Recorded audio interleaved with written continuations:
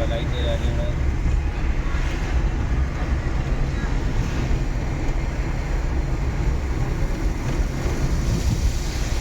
Thrissur 43 kilometre അല്ലേ?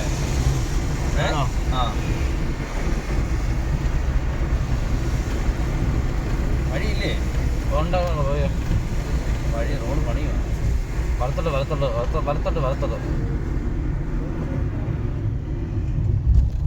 ആ road നനഞ്ഞിട്ടില്ല കേട്ടോ ജിയോ.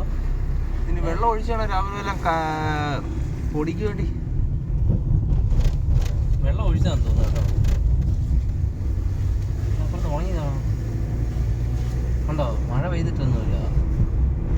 വെള്ളം ഒഴിച്ചു കേട്ടോ രാവിലെ. അങ്ങനെ തീരായിട്ട് വെള്ളം ഒഴിച്ചിട്ടുണ്ടോ?